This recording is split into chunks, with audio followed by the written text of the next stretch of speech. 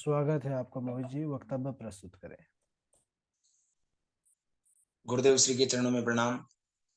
अस्मद् गुरुभ्यो नमः। अस्मद् परम गुरुभ्यो नमः। अस्मद् सर्व गुरुभ्यो नमः। श्री राधा कृष्णाभ्यां नमः। श्रीमती रामानुजाय नमः। श्री सीतारामचंद्राय नमः। श्री हनुमते नमः। श्री वेदमाता गायत्रे नमः। गजाननं भूतगणाधिसेवितं कपेतजम्बो फलचारुभक्षणम् उमासुतं शोकविनाशकारकं नमामि विघ्नेश्वरपादपङ्कजम्। लंबोदरं परमसुन्दरैकदन्तं पीताम्बरं त्रिनयनं परमं पवित्रम् उद्याद्दिवाकरनिभोज्ज्वलकान्तिकान्तं विघ्नेश्वरं सकलविघ्नहरं नमामि। शरीरं स्वरूपं ततो वा कलत्रम् यशश्चारुचित्रं धनं मेरुतुल्यम् मनश्चैनलग्नं गुरुरङ्घ्रिपद्मे ततः किं ततः किं ततः किं ततः किम्। नारायण नमस्कृत्य नरं चैव नरोत्तमं देवीं सरस्वतीं व्यासं ततो जयमुदीरयेत। जयतु देवो देवकी नन्दनोऽयं जयतु कृष्णो वृष्णिवंश प्रदीप। जयतु मेघ श्यामला कोमलाङ्गः जयतु पृथ्वी भारनाशो मुकुन्द। कृष्णा त्वदीय पदपङ्कज पञ्जरान्ते अद्यैव मे विशतु मानसराजहंस। प्राणप्रयाण समये कपवात पित्तैः कण्ठावरोधन विधौ स्मरणं कुतस्ते। ब्राह्पीडं नटवरवपु कर्णयो कर्णिकारं बिभ्रद्वासकनककपिशं वैजयन्तीं च मालाम्। रन्ध्रान वेणुरधरसुधया पूरयन् गोपवृन्दैः वृन्दारण्यं स्वपदरमणं प्राविशद्गीतकीर्तिः। करारविन्देन पदारविन्दम् मुखारविन्देन विनिवेशयन्तम् वटस्य पात्रस्य पुटे शयानं बालं मुकुन्दं मनसा स्मरामि। रामाय रामभद्राय रामचन्द्राय वेदसे रघुनाथाय नाथाय सीताया पतये नमः। अंजनानंदनं वीरं जानकी शोकनाशनं कपीशमक्षहन्तारं वन्दे लङ्काभयङ्करम्। अतुलितबलधामं हैमशेलाभदेहं धनुजवनकृशानो ज्ञानिनामाग्रगण्यम्। सकलगुणनिधानं वानराणामधीशं रघुपतिप्रियभक्तं वातजातं नमामि। मूकं करोतु वाचालं पङ्गुं लङ्घयते गिरिं यत्कृपातमहं वन्दे परमानन्दमाधवम्। राधे मेरी स्वामिनी मेरा देखो दास जन्म जन्म मोहि दीजियो श्री वृंदावन को वास। राधे मेरी मात है पिता मेरे घनश्याम इन दोनों के चरणन में मेरा कोटि कोटि प्रणाम। वंदे देव उमापतिं सुरगुरुं वन्दे जगत्कारणं वन्दे पन्नगभूषणं मृगधरं वन्दे पशूनां पतिं वन्दे सूर्यशशाङ्कवह्निनयनं वन्दे मुकुन्दप्रियं वन्दे भक्तजनाश्रयं च वरदं वन्दे शिवं शङ्करम्। भक्ति भक्ति भगवंत गुरु चतुर्नाम वपु एक, इनके पद वंदन किए नाशत वेग अनेक। नमामि भक्त वत्सलम कृपावशील कोमलम, भजामि ते पदाम्बुजम अकामिनां स्वधामदम्। बोली श्री भक्तवत्सल भगवान की जय। भागवत महापुराण की जय। वेद व्यास जी महाराज की जय। श्री सूत जी महाराज की जय। अनंत कोटि ब्रह्मांड नायक अचिंत्य कल्याण गुणगण निधान सर्वेश्वर सर्वाधिपति अकारण करुणा वरुणालय अकारण करुणा कारक सकल जन कल्य शापहारक प्रात पर प्रब्रह्म अनंत कोटि कंदर्प दर्प दलियान पटियान निर्गुण निराकार सगुण साकार जगदैक बंधु करुणैक सिंधु श्री सच्चिदानंद धन परमात्मा श्री कृष्ण एवं श्री राधा रानी के युगल चरणार बिंदु में दास का बारंबार प्रणाम। समुपस्थित भागवत भक्त कथानुरागी बंधुओं, भक्तिमयी मातृ शक्ति एवं भगिनी बंधुओं, सिया राम मय सब जग जानी, करहु प्रणाम जोरि जुग पानी, करहु प्रणाम जोरि जुग पानी। आप सभी के हृदय में चित्त स्वरूप विराजमान उस परम पुरुष परमात्मा को मेरा प्रणाम नमन नतमस्तक वंदन एवं अभिनंदन। बड़े ही पुण्य कर्मों से इस भागवत का पठन और पाठन करने का जो अवसर मिला है, उसे न गवाते हुए गुरुदेव की कृपा से आज मेरा 7 से 8वां जो वक्तव्य है मनुवंश का विस्तार है उसमें। पिछले वक्तव्य में हमने पढ़ा था कि भक्त अम्बरीश की कथा, भगवान की नारायण की नाभि कमल से ब्रह्मा जी की उत्पत्ति हुई, ब्रह्मा जी का प्राकट्य हुआ, ब्रह्मा जी के मन से मरीचि के कश्यप हुए, कश्यप की 2 पत्नियां थी, दिति और अदिति। अदिति के द्वारा विश्ववान सूर्यनारायण भगवान का जन्म हुआ और भगवान सूर्यनारायण की संज्ञा नाम की पत्नी थी। इनके द्वारा श्राद्ध देव मनु का जन्म हुआ, जो कि भगवान विश्व नारायण के पुत्र होने के कारण वैवस्वत मनु कहलाए। आगे मनुपुत्र प्रसद्र हुए, जो ऋषि वशिष्ठ के यहाँ गायों की सेवा करने के लिए गए थे, और अंधकार के कारण जब एक बाघ घुस आया वहां, तो गाय सिंह को मारने चले थे, लेकिन सिंह के बदले गाय को काट दिया महाराज, जिससे कि उन्हें ऋषि वशिष्ठ ने श्राप दे दिया। श्रापित होकर मुनिपुत्र प्रसद्र वन में चले गए और भगवान का हरि कीर्तन कर, भगवान का भजन कर भगवान को प्राप्त हुए। आगे मनुपुत्र श्रयाति हुए। श्रयाति की सुकन्या नाम की पुत्री थी। चवन ऋषि के आश्रम गए और बांबी से निकलती हुई ज्योतियों को देखकर कांटे से छेद दिया, रक्त प्रवाह होने लगा। और जब सैनिकों का मल मूत्र रुक गया, तो महाराज ने विचार किया, निश्चित ही किसी ने ऋषि चवन का अपराध किया है। चवन ऋषि की स्तुति की महाराज, और चवन ऋषि ने जब कहा कि वृद्धावस्था है और मेरे नेत्र फोड़ दिए, तो राजा श्रयाति ने अपनी पुत्री सुकन्या का विवाह चवन ऋषि के साथ करवा दिया। चवन ऋषि के साथ जब विवाह हुआ, तो सुकन्या बड़े ही भाव से महाक्रोधी चवन ऋषि की बड़ी सावधानी से सेवा करने लगी, और चवन ऋषि उस सेवा से प्रसन्न होकर अश्विनी कुमारों का आगमन हुआ चवन ऋषि के आश्रम पर। तो अश्विनी कुमारों से कहा कि अश्विनी कुमार, तुम मुझे यौनत्व प्रदान करो, मैं तुम्हें देवत्व प्रदान करता हूं। और इसी प्रकार चवन ऋषि युवावस्था को प्रदान किए और राजा श्रयाति से यज्ञ करवाए। राजा श्रयाति ने भी अनेकों वर्षों तक राज्य किया और बाद में सबको छोड़कर वन में चले गए, भगवान का भजन किया और भगवान को प्राप्त हुए।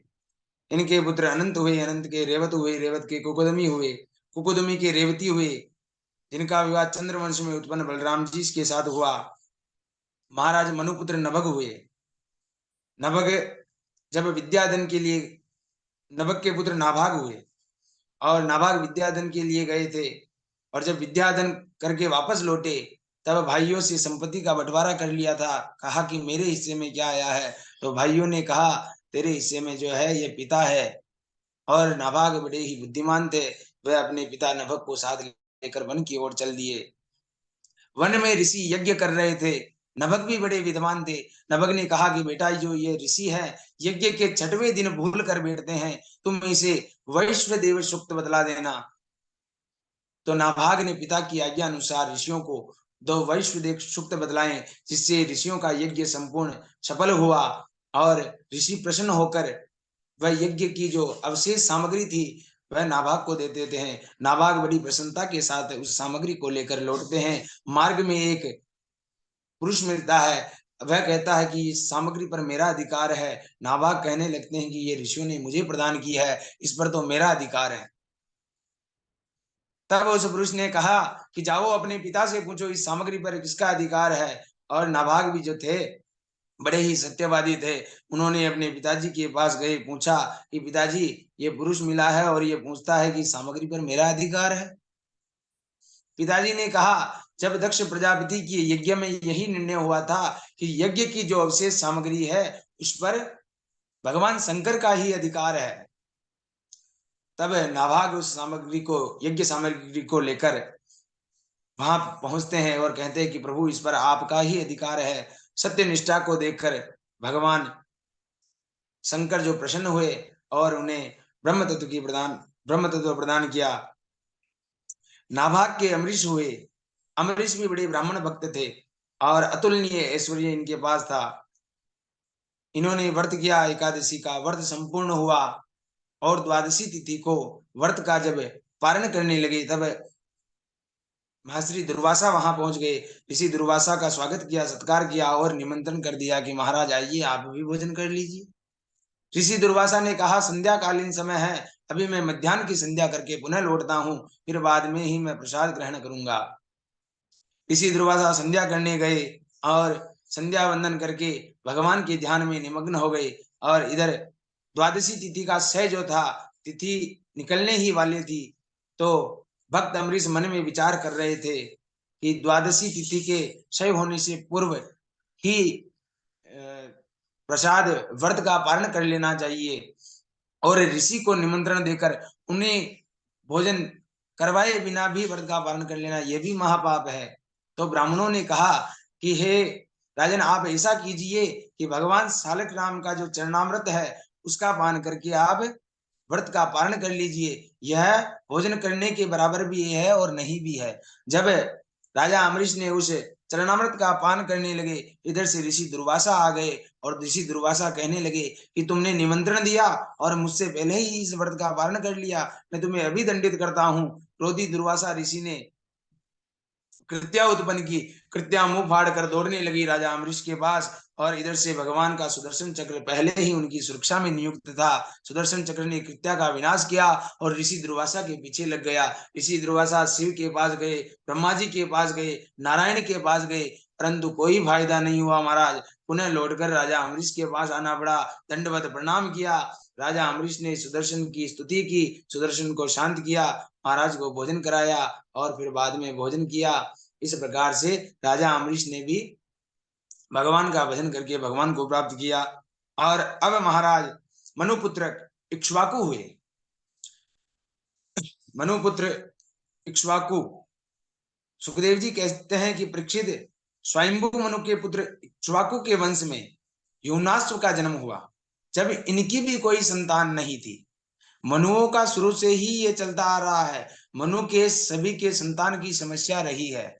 और महाराज योनाश्व के ही भी कोई संतान नहीं थी, तो ये अपनी रानियों को साथ ले वन की ओर चल दिए। ऋषियों को जब ये पता चला तो ऋषियों ने जाकर पूछा कि महाराज क्या बात है, आप इतने दुखी वन की ओर कैसे जाल रहे हैं।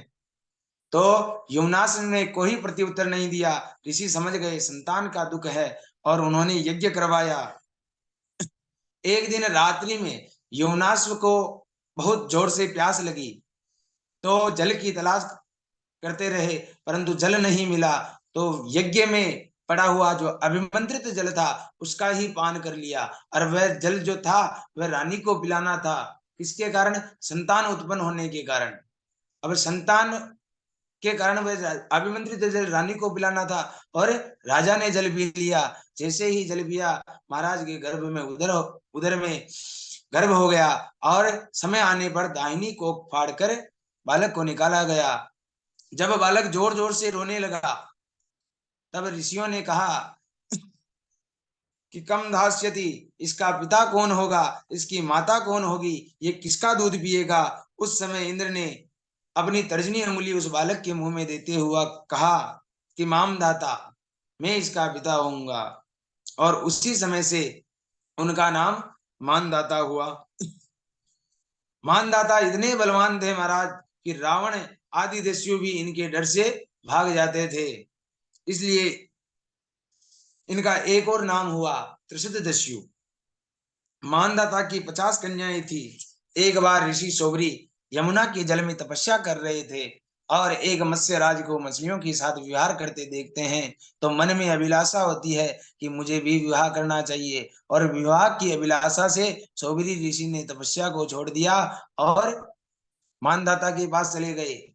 कहा कि महाराज, आपकी तो 50 कन्याएं हैं, किसी एक का विवाह मेरे से करवा दीजिए। मानदाता ने सोबरी ऋषि को नीचे से ऊपर तक देखा, क्योंकि शरीर पर झुर्रियां पड़ी हुई थी, वृद्ध शरीर था, और कोई अपनी पुत्री को कैसे वृद्ध आदमी के साथ उसका विवाह करा सकता है। तो मानदाता कहने लगे कि हे मुनिवर, आप ऐसा कीजिए कि 50 कन्याएं हैं, जो भी आपको पसंद कर ले आपका विवाह उसके साथ हो जाएगा। सोबरी ऋषि राजा मानदाता के मन की बात को समझ जाते हैं, एक सुंदर रूप बनाते हैं और कक्ष में प्रवेश करते हैं। महाराज 50 की 50 कन्याओं ने सोबरी ऋषि से विवाह करने के लिए हाँ कर दिया, और विवाह के लिए तैयार हो जाती है। अब महाराज एक ही मुहूर्त में सोबरी ऋषि ने 50 रूप धारण किए, एक ही मुहूर्त में 50 कन्याओं से विवाह किया। कई वर्षों तक भोग भोगते रहे, और अब महाराज सोबरी ऋषि के 5000 सोबरी ऋषि मन में विचार करते हैं कि कहा मैं अकेला था, देखो मेरे विनाश को तो देखो, कहा मैं अकेला था, भगवान की भक्ति कर रहा था, भगवान की भक्ति में था। स्त्रियों के कारण 1 से 50 हुआ, और संतान के कारण 50 से 5000 हुआ। इस प्रकार मन में विचार करते सोबरी ऋषि कहते हैं कि संगम त्वजेत मिथुन व्रतिमाम मोक्षो सर्वात्मना न वृषिजेद् बहिरिन्द्रियाणि एकश्चरन् रहस्य चित्तमनन्त ईशे युञ्जेत तद्वृत्तिषु साधुषु चेत् प्रसंग। इसलिए जो मोह से हटकर मोक्ष प्राप्त करना चाहते हैं, उनके लिए कभी उनको भोगी प्राणियों का संग नहीं करना चाहिए। अगर संग करना ही है तो भगवान के भक्तों का संग करना चाहिए, भगवान के प्रेमी भक्तों का संग करना चाहिए। इस प्रकार से विचार कर उन्होंने सब कुछ छोड़ दिया, महल घर बार सब कुछ छोड़ दिया, वन में चले गए और भगवान का भजन कर भगवान को प्राप्त किया। बोलिए भक्तवत्सल भगवान की जय हो। इन्हीं के वंश में सुखदेव जी कहते हैं कि मानदाता के वंश में त्रिशंकु का जन्म हुआ, और त्रिशंकु के पुत्र हरिश्चंद्र हुए। जब हरिश्चंद्र की कोई संतान नहीं थी, तो उन्होंने वरुण देवता की प्रार्थना की कि प्रभु, यदि मुझे पुत्र हुआ तो उससे आपका यजन करूंगा, यजन अर्थात मैं उसका आपको बलि करूंगा।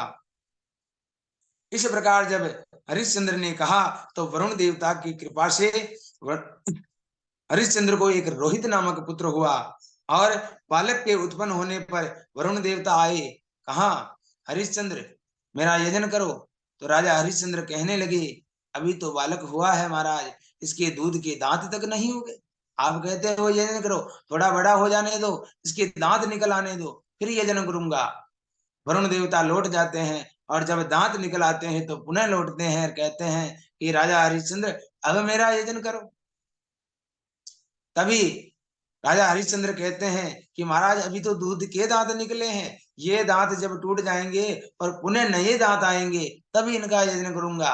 वरुण देवता पुनः लौट जाते हैं और जब पुनः आते हैं तो कहते हैं कि अब जब इनका उपनयन संस्कार हो जाएगा तब यजन करूंगा। अब वापस इसी प्रकार वरुण देवता लौट जाते हैं और पुनः आते हैं, कहते हैं कि महाराज अब तो बड़ा हो ही गया है, तो इसे अस्त्र शस्त्र से भी खेल लेने दो। जब ये अस्त्र शस्त्र हाथ में लेना सीख जाएगा तभी इसका यजन कर दूंगा।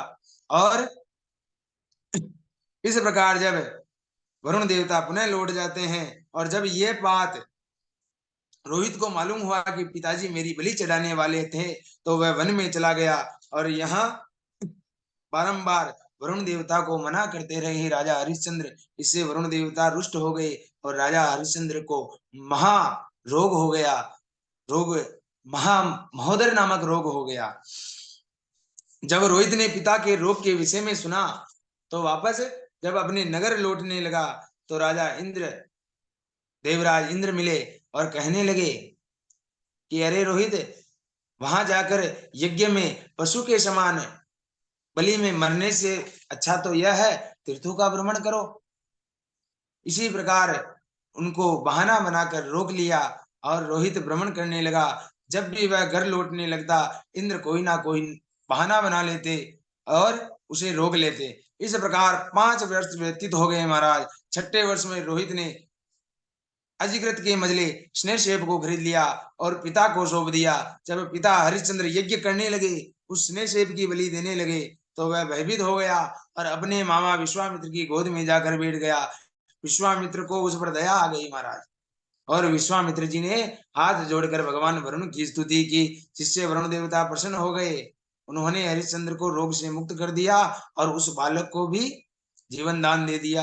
यही स्नेहशेप आगे चलकर विश्वामित्र के पुत्र देवरात के नाम से विख्यात हुए। सुखदेव जी कहते हैं कि रोहित के वंश में बाहुक का जन्म हुआ। जब शत्रुओं ने इनका राज्य छीन लिया तो ये अपनी पत्नियों के साथ वन में चले आए। वहां वृद्धावस्था के कारण इनकी मृत्यु हो जाती है महाराज।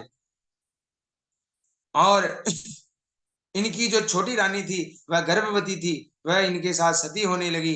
जब ऋषि और को यह मालूम हुआ तो ऋषि ने रोक दिया सती होने से। और जब दूसरी अन्य रानियों को पता चला कि इसके गर्भ में महाराज की संतान है तो उन्होंने भोजन में विष डाल दिया महाराज। पर गर्भस्थ शिशु को विष का कोई प्रभाव नहीं पड़ा और जब वह उत्पन्न हुआ तो अपने साथ विष लेकर उत्पन्न हुआ। इसी से उसका नाम सगर पड़ा, महाराज सगर। महाराज सगर चक्रवर्ती सम्राट थे। इनकी सुमति नाम की पत्नी से 60,000 संतान हुई। जब महाराज सगर अश्वमेघ यज्ञ कर रहे थे उस समय इंद्र यज्ञ का घोड़ा चुरा कर ले गया। जब सगर के पुत्र घोड़ा ढूंढने निकले महाराज तो उन्होंने कपिल मुनि के आश्रम में घोड़े को बंधा हुआ देखा और मन में विचार करने लगे कि हम ढूंढते फिर रहे हैं और चोर तो यह है। कपिल मुनि को चोर समझ बैठे, न जाने क्या कुछ कहा और उनको मारने के लिए महाराज तलवार लेकर आगे दौड़ पड़े। पर कहीं अपशब्द उन्हें कहे, कपिल मुनि ने जैसे ही नेत्र खोले सब के सब जलकर वहां भस्म हो गए। महाराज सगर की दूसरी पत्नी केसनी केसनी के द्वारा असमंजस का जन्म हुआ। असमंजस जन्म जाति योगी थे, संसार से उन्हें कोई मोह नहीं था। संसार का वह त्याग करना चाहते थे। अब महाराज त्याग करने के कारण दूसरों का त्याग करते थे, किसी को कुएं में धकेल देते, किसी को गिरा देते। इस प्रकार के जब वह कृत्य करने लगे तब ये सब जाकर प्रजाजन ने महाराज को बताया। कहा कि इस प्रकार के जो महाराज असमंजस नगर में कृत्य कर रहा है, तो महाराज ने असमंजस को नगर से निकाल दिया। असमंजस योग बल से समस्त बालकों को पुनः जीवित कर दिया और वन में चले गए। असमंजस के पुत्र अंशुमान हुए। पितामह सगर की आज्ञा से जब ये यज्ञ का घोड़ा ढूंढने निकले तो उन्होंने महर्षि कपिल के आश्रम में अपने चाचाओं के शरीर की भस्म के पास घोड़े को बंधा हुआ देखा। अब वह सगर महाराज सगर के पुत्र घोड़ा लेने गए थे और नेत्र खोले भस्म हो गए। अब इनके जो भतीजे थे ये जब घोड़े को ढूंढने गए तो उसी राख के पास घोड़े को बंधा हुआ देखा और महर्षि कपिल की स्तुति की, जिससे भगवान कपिल प्रसन्न हो गए। उन्होंने कहा, बेटा तुम इस घोड़े को ले जाओ और अपने चाचा के उद्धार के लिए गंगा जी को लाने का प्रयास करो। अंशुमान घोड़ा पितामह सगर को सौंप दिया और गंगा जी को लाने का ये तपस्या करने लगा, परंतु इन्हें सफलता नहीं मिली महाराज। और अंशुमान के पुत्र दिलीप हुए और इन्होंने भी बहुत प्रयास किया, बहुत तपस्या की, करोड़ों वर्षों तक तपस्या की, परंतु इन्हें भी सफलता नहीं मिली। और इनके पुत्र भगीरथ हुए, उन्होंने ऐसी तपस्या की कि माता गंगा प्रकट हो गई। उन्होंने कहा, भागीरथ मैं तुम्हारे साथ पृथ्वी पर चलने के लिए तैयार हूं, मेरा वजन कौन सहन करेगा। माता गंगा ने कहा, मैं चलने के लिए तो तैयार हूं, पर मेरा वजन कौन सहन करेगा। अगर मेरा वजन किसी से सहन नहीं हुआ तो मैं पृथ्वी को फाड़कर रसातल में चली जाऊंगी। इस प्रकार जब माता गंगा ने कहा तो भगीरथ कहने लगे कि भगीरथ कहने लगे कि आपका वजन सहन करने के लिए मैं तपस्या करूंगा। और भगवान शंकर की तपस्या की, माता गंगा प्रकट हुई और वहां से जब पृथ्वी लोक पर आने लगी तो भगवान शंकर ने अपनी जटा में गंगा को धारण किया और जटा का एक जटा खोल के नीचे लगाया तो गंगा एक धारा से बहने लगी। अब महाराज माता गंगा कहती है कि मैं पृथ्वी लोक पर आ गई, परंतु जब सभी पापी मुझ में आकर अपने पाप धोएंगे तो मैं अपने पापों का मार्जन कहाँ करूंगी। भागीरथ कहने लगे कि साधवो न्यासीनः शांता ब्रह्मिष्ठा लोक पावना हरंतगम तेंग संगात ते स्वास्ते हयज्ञ विद्वरे। माता भगवान के जो प्रेमी भक्त हैं, उनके हृदय में अगरूपी अगासुर को मारने वाले भगवान श्री हरि निवास करते हैं। जब आपको उनके शरीर का स्पर्श होगा तो आपके संपूर्ण पाप वैसे ही नष्ट हो जाएंगे। इसके अलावा आपके वेग को भगवान शंकर धारण करेंगे। ऐसा कहकर भागीरथ ने भगवान शंकर को प्रसन्न किया और माता गंगा आई, भगवान शंकर की जटा में समाई, एक जटा का बाल खोल दिया, जिससे मां गंगा जी की धारा मानसरोवर से गंगोत्री होते हुए भागीरथ के रथ के पीछे पीछे बहने लगी। और मार्ग में जिन्हू ऋषि संध्या कर रहे थे महाराज, जिन्हू ऋषि ने वेद से आती हुई गंगा को देखा तो एक ही आचमन में गंगा जी का पान कर गए। और भगीरथ ने जिन्हू ऋषि की प्रार्थना की, जिससे कि जिन्हू ऋषि ने गंगा जी को अपनी जंगा से वापस निकाल दिया और वहीं से उनका नाम जाह्नवी गंगा पड़ा। गंगा जी और आगे बढ़ी। ऋषिकेश में सप्त ऋषि तपस्या कर रहे थे। अब महाराज एक ऋषि ने एक ही आचमन में पूरा पान कर लिया और आगे तो सात सात ऋषि बैठे हैं। अब मन ही मन विचार करने लगी और विचार करने लगी, एक ऋषि मिले थे, अकेले ने मेरा पान कर लिया, यहाँ तो सात सात ऋषि बैठे हैं, अब क्या करूं। वहां से गंगा जी सात धाराओं में विभक्त हो गई, अनेकों स्थानों को पवित्र करती हुई गंगा सागर में आई। वहां जैसे ही सगर के पुत्रों की शरीर की जो भस्मी थी, गंगा जी का स्पर्श हुआ महाराज, सगर के पुत्र दिव्य रूप धारण किया और स्वर्ग में जाने लगे। सगर के पुत्रों को स्वर्ग की प्राप्ति हो गई। सगर के पुत्रों को स्वर्ग की प्राप्ति हो सकती है गंगा जी के स्पर्श होने पर। जो लोग श्रद्धा पूर्वक गंगा जी का सेवन करते हैं, उनका तो कहना ही क्या महाराज। गंगा गंगेति यो ब्रूयात योजना नाम शतैरपि मच्यते सर्व पापेभ्यो विष्णुलोकम सगच्छति। जो सैकड़ों योजन दूर से भी मां गंगा का स्मरण करता है, वह समस्त पापों से मुक्त हो जाता है और भगवान को प्राप्त कर लेता है। बोलिए गंगा मैया की जय हो। परीक्षित, श्री सुखदेव जी कहते हैं कि परीक्षित, इन्हीं भागीरथ के वंश में आगे चलकर राजा खटवांग हुए। खटवांग इतने पराक्रमी थे, उन्होंने देवताओं की प्रार्थना से दैत्यों से युद्ध किया और विजय प्राप्त कर ली। जब उनको मालूम हुआ कि अब मेरी आयु 2 घड़ी ही शेष बची है, तो उन्होंने 2 घड़ी में ही भगवान का भजन कर भगवान को प्राप्त कर लिया, भगवान को प्राप्त कर लिया। खटवांग के पुत्र दीर्घबाहु हुए, दीर्घबाहु के पुत्र रघु हुए, रघु के अज हुए, अज के पुत्र दशरथ हुए।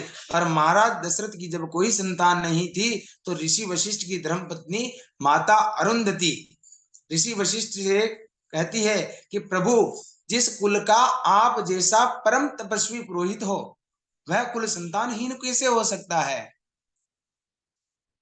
तब ऋषि वशिष्ठ कहने लगे कि आपका कथन सत्य है, परंतु संतान के लिए महाराज के मन में उत्कृष्ट अभिलाषा होनी चाहिए, इच्छा होनी चाहिए।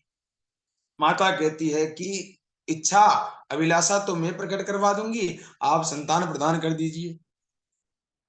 इसी प्रकार जब माता अरुंधति ये विचार करते हुए महाराज के राज दरबार में प्रवेश करती है अपने नन्हे से सुकुमार के साथ, और महाराज ने माता अरुंधति का स्वागत सत्कार किया, उत्तम आसन दिया, और माता अरुंधति को जब वहां बिठाया और महाराज सभा के राज के कार्य में व्यस्त हो जाते।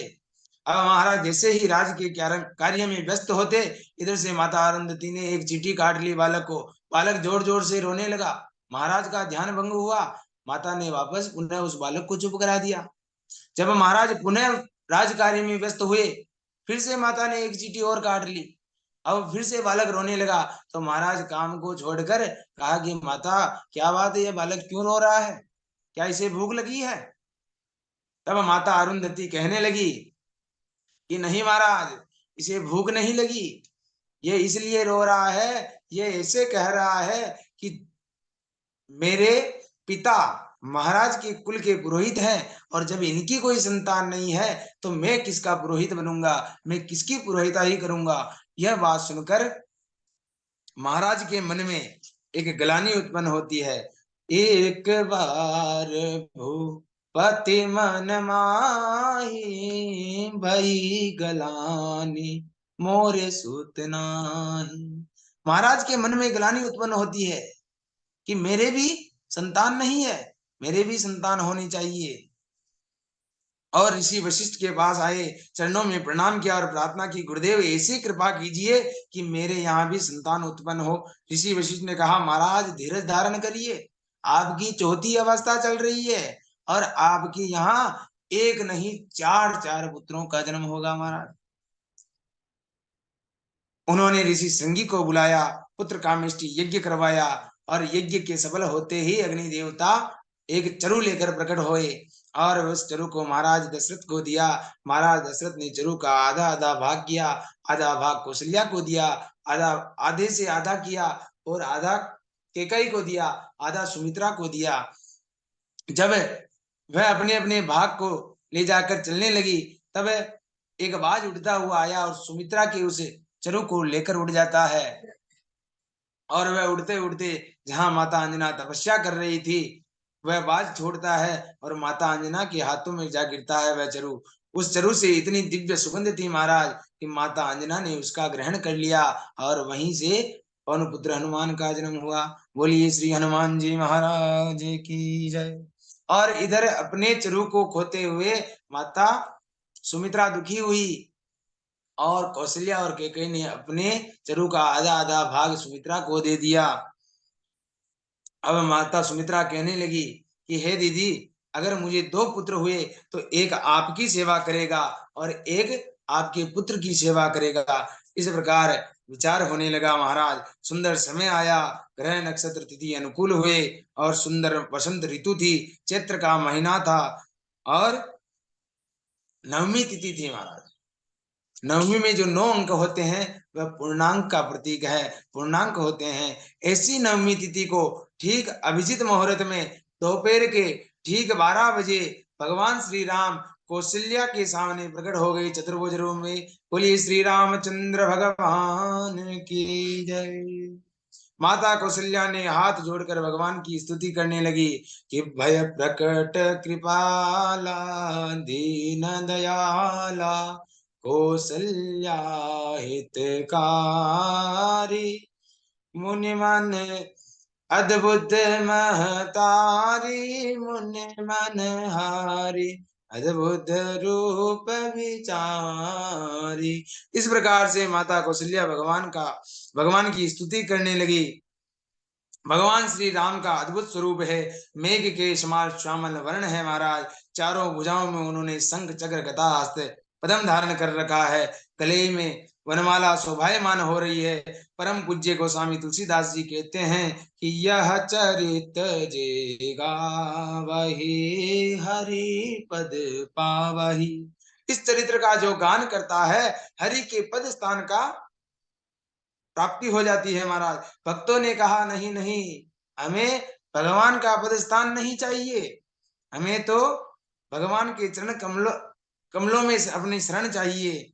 तो महाराज भगवान तुलसीदास जी की लेखनी को तो देखिए, कहते हैं कि यह चरित जे गावहि हरि पद पावहि। इस चरित्र का जो गान करता है उन्हें भगवान श्री हरि के चरणों की प्राप्ति होती है, ज्ञानियों को मुक्ति की प्राप्ति होती है और भक्तों को भक्ति की प्राप्ति होते हैं। तुलसीदास जी कहते हैं कि विप्रदेनुधु सुर संत हितालीन मनुज अवतार निज इच्छा निर्मित तनु माया गुण गोपाल।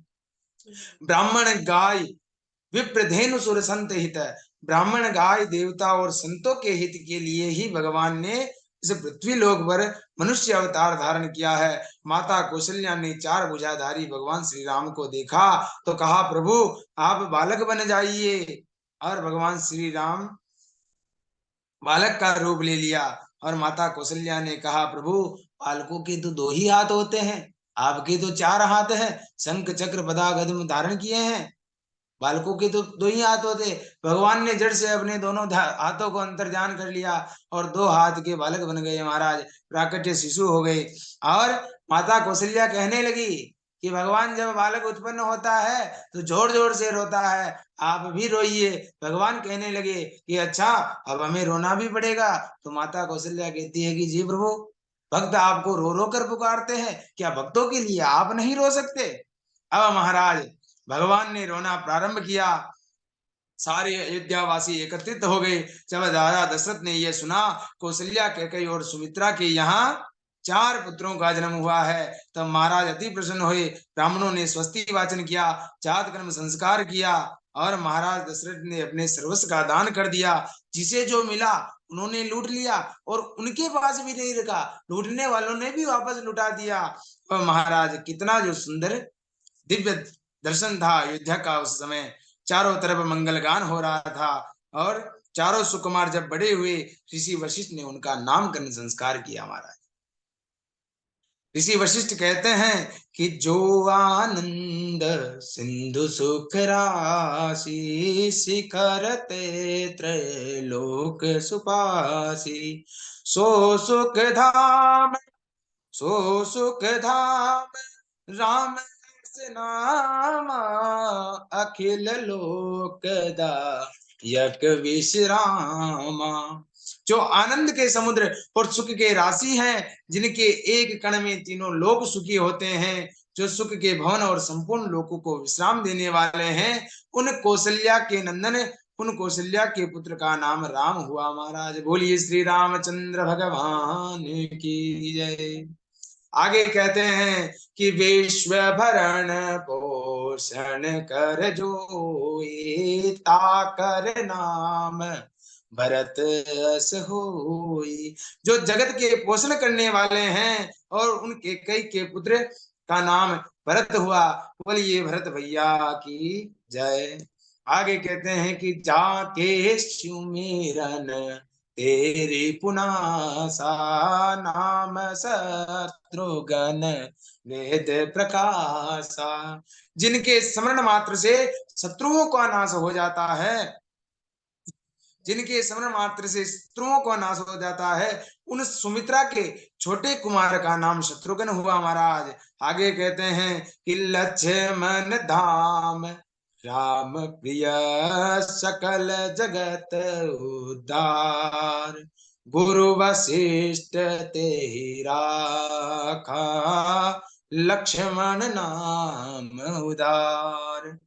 जो शुभ लक्षणों के धाम हैं, भगवान श्री राम के प्यारे हैं, भगवान श्री राम के अनुज हैं और वशिष्ठ जी ने उनका नाम लक्ष्मण रखा। जब यह कुछ बड़े हुए, इनका उपनयन संस्कार हुआ और गुरु वशिष्ठ के यहाँ विद्या अध्ययन करने के लिए आए।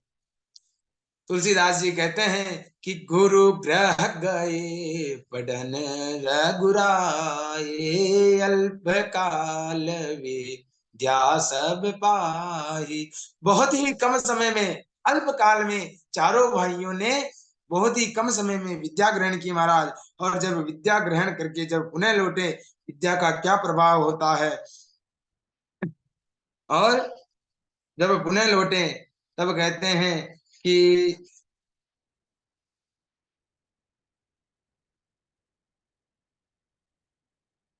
विद्या अध्ययन कर जब श्री राम पुनः लौट आए, गुरुदेव को प्रणाम किया और फिर नगर का काम करते, जहां जब विश्वामित्र के यज्ञ असुर बारंबार विघ्न डालने लगे, तो उन्होंने ध्यान लगाकर देखा और जाना प्रभु श्री राम का अवतार हुआ है पृथ्वी का भार उतारने के लिए। तो उन्होंने भगवान श्री राम को लेने के लिए अयोध्या आए। महाराज दशरथ ने ऋषि विश्वामित्र का स्वागत सत्कार किया।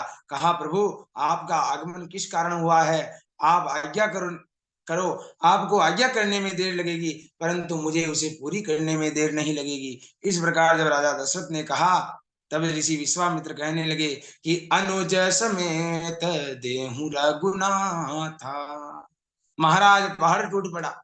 अनुज समेत देहु रघुनाथा, निश्चर वध में हो बसना था।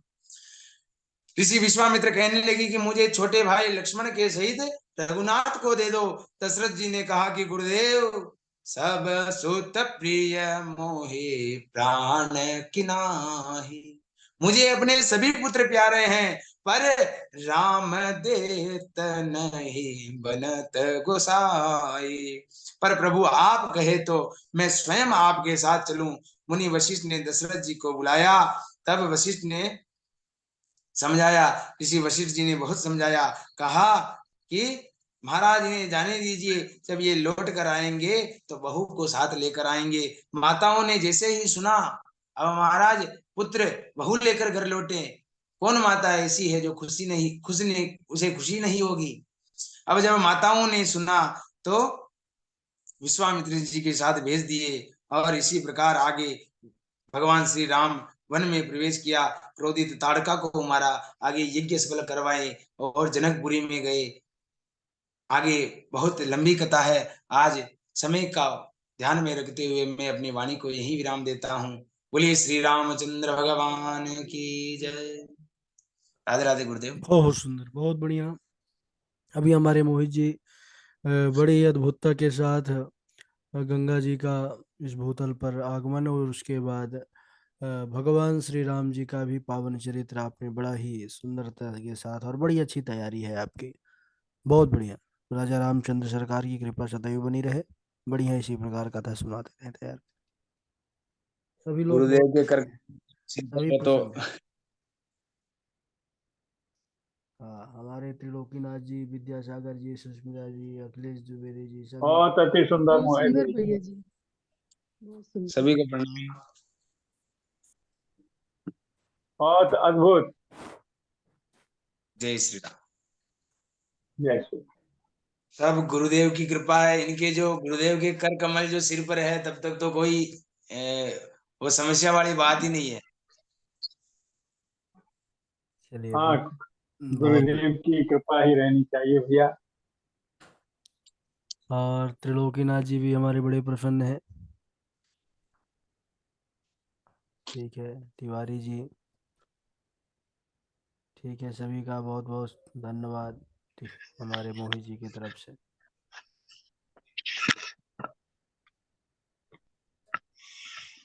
बहुत अच्छा।